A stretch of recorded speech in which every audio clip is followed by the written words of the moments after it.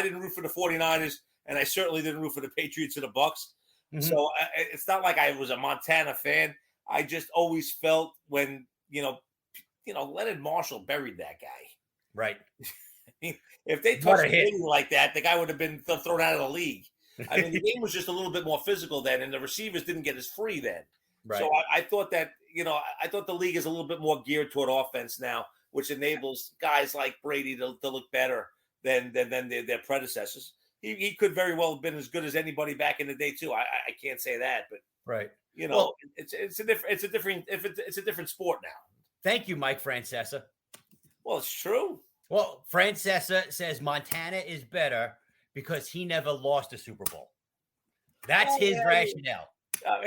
And my rationale, the Jets are the best team in the NFL because they've never lost a Super Bowl either. Correct. We're undefeated in Super Bowl play. I don't know how you could beat that. Yeah. It was before I was born. But nonetheless. One of the things that always amazed me about Brady, obviously he's on a stacked team. He was on a stacked team in Tampa, but he never had great receivers in New England. He had some good ones, but he didn't have. Blanche was a nice receiver. Yeah, Randy Moss for that 1 year those 2 years were great, actually. Right. He never had anybody because he had the great tight ends always. Yeah, he does have a great tight end, but that's besides the point. Well, you've been a big fan for a long time, Hanson. Absolutely. That Giselle is so lucky. So, but anyway, he made the talent better, as opposed to when he went to Tampa, where he just had a ton of talent. So he just had let's put it this way. He didn't have to win the games for them all the time because he had other players around him that could do it. New England, if he didn't make the plays, they didn't win the games. That's true. That's true. No doubt about it. But I mean, listen, the guy is still just an incredible quarterback. He's the best that's been in this generation. Rodgers might seem more accurate. Manning might have threw for more yards in the regular season. At the end of the day, Brady won more games. I mean, that's just what it comes down to. He threw more touchdowns. He won more Super Bowls. He won more games. Listen. A lot of his big wins were somewhat controversial. You had Spygate, and you had the inflatable ball, and you had, why Seattle wouldn't hand it off to Marshawn Lynch from the one. You had the tuck rule. You had so many things that seemingly went in his favor. It was almost like Jeffrey Mayer followed this kid around and helped him out everywhere he went. But he still found the way to win. Yeah. I got to tell you, though, I got to be honest with you. I have a hard time playing with my balls if they're not inflated right. Well, you're that kind of guy.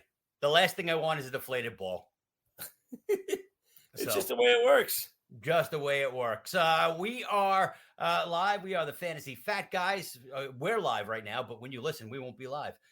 We might not even be alive anymore. But I'm live from Bejing. Darren is back in the States. And in just a little bit, we're going to have a good friend of mine who has a podcast called Tim Loves the Olympics. You know why? Because Tim loves the Olympics. And the Olympics kicking off tomorrow. Actually, they already started today. The women's hockey team won 5-2 over. I didn't see anything. I don't know anything that's going on with the Olympics yet. I am a guy that loves the Olympics, by the way. I am a junkie in that respect. I am a Winter Olympics guy. I am not a Summer Olympics guy. I like them both. Yeah. I am, excuse me. I am an Olympics junkie. I get into the curling and I get into the short track speed skating and the long track speed skating and the ski jumping and the alpine and the hockey, of course. And, I have a wife and 2 daughters, so the figure skating is on. And, listen, there's really very little I don't watch on it. It's kind of fun. Curling is the most addicting sport in the world. It's watching shuffleboard on ice with a couple kids running down there with brooms. It's outstanding. Yeah, I haven't been the same since I missed the the dance, the gymnastics with the where you're flinging that thing around, with the ribbon and stuff. Ever since I didn't make that squad, I've really been against the Summer Olympics. It would be funnier if I actually knew what the event was, as opposed to. Well, you were playing the role of Will Ferrell in old school. In old school, and rhythmic gymnastics. I think you pulled it off quite well. it was rhythmic gymnastics, but Rhythmic gymnastics. yeah, but they said I was on roids, so I was done. I mean, when I didn't make alternate for the synchronized swimming team in '88, I was a little disappointed. But Right. I've gotten over it. I've gotten past it. Did you ever see the you ever see the Saturday Night Live skit where there are two guys in the synchronized swimming, and one guy's sitting there, yeah, you mean me and my brother do, and then they go, what do you think, Bob, whatever his name was, and he goes, I like to swim. That was it. That's all he said. I don't remember that. That's pretty funny stuff. Oh, but anyway, we'll get into the Olympics in a second because we have to talk about the lawsuit. We have to at least mention the lawsuit. Oh, absolutely. I mean, this is pretty exciting stuff. Yeah. Racism in the NFL. We haven't heard this in a while. That's what I'm shocked. I'm shocked that we have an issue here. Well, the funny part is before the Rooney Rule, there were more black coaches than there are now. Right. I think there were more black GMs than there are now. So obviously the Rooney Rule has really done its job in making it worse for minorities to get jobs in the NFL, which is kind of funny. But Brian Flores, who I think we both feel did not deserve to get fired or should have a job in the league because he did a pretty damn good job in Miami.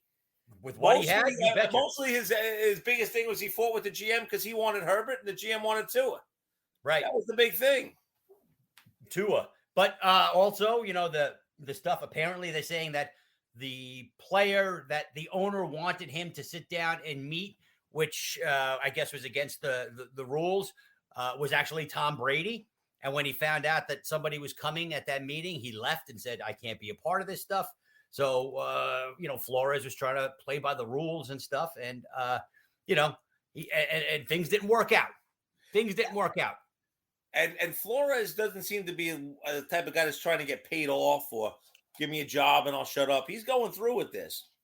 Now, I saw an interview with Tiki Barber, of the former Giant, yesterday, and he was very, very emotionally defensive of the Giants, saying that they're not a racist organization. Right. He said talking about Wellington Mara, talking about when he was dying, talking about the Tishes. He seemed to be very, very emotional about the fact that the Giants just aren't that type of organization. Now, according to Flores, he was given the interview, but they had already hired Dable before he even got in there, so he didn't really have a chance. And of course, look who's in the middle of it that really had nothing to do with the whole thing, but our good friend up in New England. Mr. Bellicheck, always the best. Mr. Bellicheck is involved. He never has anything to say, but all of a sudden now he's texting like crazy. Unbelievable. He's the reason why this gets out. He thought he was sending a text to Brian, what's his name? Dable? Yep. Whatever. And sent it to Brian Flores instead. Yeah. So you got the Giants. Both were his assistants. Right. Well, the one thing I'll say for you is, as I'm sure you're excited about Brian Dable, is I've yet to see one coach on the Bellicheck tree do anything. So hopefully he'll be the first one for you. I thought Flores was pretty good. He was the closest to being successful on the Belichick tree. He never made the playoffs, but he was close. Now you got to hope that Dable breaks through because no Belichick coach has gone through at all. Right. It's just one of those things. But the Denver situation, he felt like he did not get treated fairly by Elway. Elway denies it. He claims that he was offered money to lose games for a better draft pick by Ross, the owner of the Dolphins, who denied it too. Elway denied his. Everybody's denying their stuff, but Flores seems hell-bent on going after them. I got to tell you, Flores, I posted it on our Facebook page, the text messages between Flores and Bellicheck. And it's obvious there. The question is, how do you prove the stuff with Ross? I mean, because it's pretty much he said. Absolutely. Unless somebody actually heard the conversation, it's hearsay evidence. Even if Flores left that meeting and said, do you know what he just asked me to do? He just asked me to lose football games and he was going to pay me for it. Unless that guy was in the room, how do you prove it? Well, I mean, that's the funny thing is that you never know if Ross was so egomaniacal that he thought he was above reproach. You never know if he put something in writing or sent an email. That's Right. the only thing that we don't know. Because you would think these guys are smart enough never to do that. But some of these guys are so wealthy and so above everybody else that they, that they don't think that they could ever get busted. That's the only Right. thing. You wonder if he has something. You just don't know. You don't know. Well, you figure he's got to have something. I mean, he was on all the, all the news shows and stuff the last couple of days. And essentially, he's basically destroyed his football coaching career. Well, he's a finalist for the Texans job, and I still think he could get it. And to be perfectly honest, he should get it. But Texas is just a freaking mess. Why do you bring in Josh McCown, who has never coached anything his entire life, as your first interview for the football coaching job of your team? To be honest, I felt bad for Cully because I thought he did a pretty good job at what he had. They put together a horrible team. The guy had no freaking chance. And you know what? He made that team competitive. I got to be honest. In a lot of games, not every game, but in a lot of games, for the amount of talent they put around that, they traded guys away as the season was starting. They did everything they could to ruin the Texans because they knew without Deshaun they weren't going to be a factor. And the guy still won a couple games, and he kept them close in a lot of games.